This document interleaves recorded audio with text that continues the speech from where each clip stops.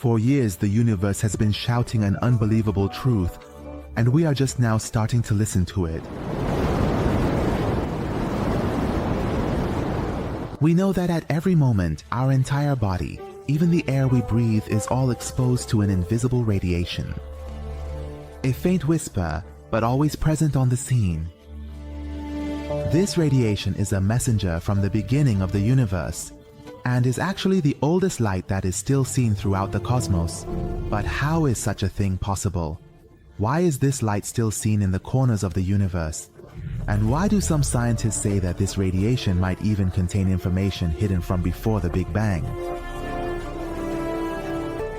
First of all, if you like this type of video, be sure to like it and write your opinion in the comments section. And make sure you have turned on the channel notifications. I want to start with a question. What is the cosmic microwave background radiation, or CMB, and why is it so important? Well, about 13.8 billion years ago, the Big Bang occurred. But contrary to what you might imagine, the Big Bang wasn't like a bomb exploding in a room with its pieces being thrown out. Rather, the Big Bang signifies the beginning of the expansion of space itself. In the initial moments, the entire space, time, and place began to expand uniformly from a very compressed, closed, and hot state, with all its points moving away from each other. In other words, the temperature of the early universe was about 1 billion degrees Celsius, which is too high for atoms to form. Therefore, the heat and high-energy photons separated electrons from atoms, and the universe was filled with protons, helium nuclei, and electrons scattered in space, with no stable structures forming. In other words, the universe was initially full of free electric charges and was essentially an ocean full of energy and intertwined particles. It's interesting to know that under these conditions, the universe was opaque, and any emitted light would immediately collide with a free electron and scatter, making the universe at that time resemble a bright fog through which you couldn't see anything.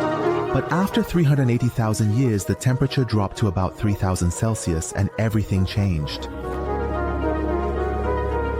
At this temperature, compared to the initial billion degrees Celsius of the universe, it cooled enough that when electrons collided with protons, they no longer escaped from each other, and in this way, the first hydrogen atoms were formed.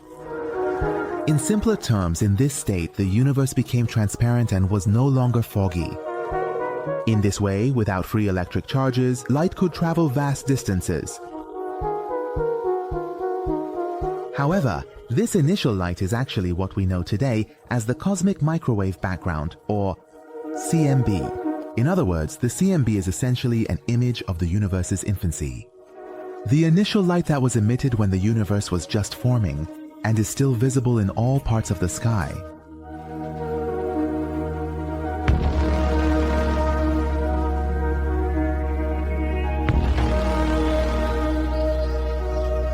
Now let's move on to a challenging question. How do you think the CMB was discovered? In 1948, Ralph Alpha and Robert Herman predicted that we should be able to observe the remnants of that primordial cosmic fire of the Big Bang in the form of microwave wavelengths. In the 1960s, a group of scientists at Princeton University, led by Robert Dick, decided to search for this background radiation, but fate had a different path in store.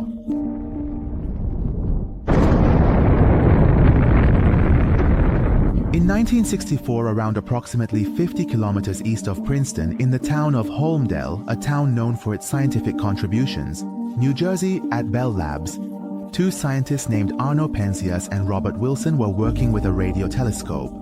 They intended to make precise measurements of what remained from a supernova explosion in the constellation Cassiopeia. To ensure the accuracy of their measurements, they first pointed the telescope towards an empty space. It was expected that no signal would be received. However, the scientists noticed an unexpected noise. After multiple examinations, cleaning the antenna of bird droppings, and checking any factor that might have been the source of the noise, the sound still persisted.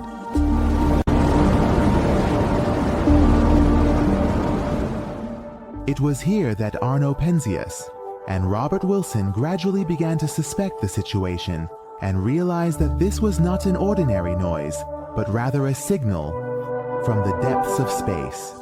Thus, after consulting with other scientists, like Robert Dickey at Princeton, these two scientists discovered that they had accidentally detected the microwave radiation of the Big Bang. This radiation is now known as the Cosmic Microwave Background Radiation, or CMB. Now, the next question arises. What is the use of the CMB, and what information does it provide us about the Big Bang? Well, this radiation is like an X-ray of the universe at the age of 380,000 years. This image pertains to a time when everything had just formed. Therefore, by examining the temperature and the way this radiation is emitted, scientists have been able to confirm that the Big Bang really happened. It is no longer just a hypothesis but has been proven.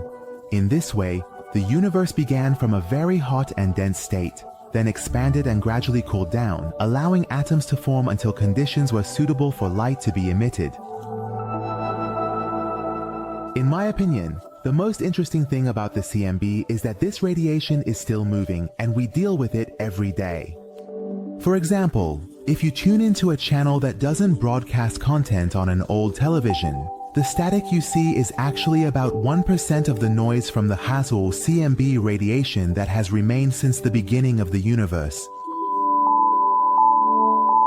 Now, a more interesting question.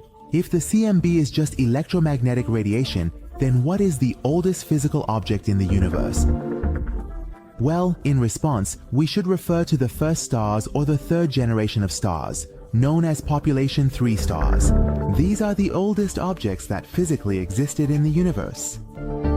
These stars formed approximately 200 to 400 million years after the Big Bang, and the significant difference they had compared to today's stars was that they were made only of hydrogen and helium. Some of these stars later exploded, creating heavier elements that eventually led to the formation of planets and even our universe.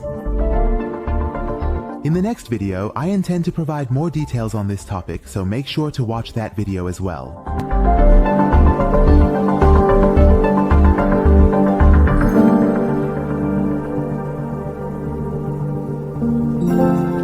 What do you think? Do you believe the CMB is just a remnant of the Big Bang, or could it carry clues to even more unknown things? What else do you think is hidden within this mysterious and ancient radiation? Be sure to write your thoughts in the comments for us and let us know which part of this story was the most fascinating for you.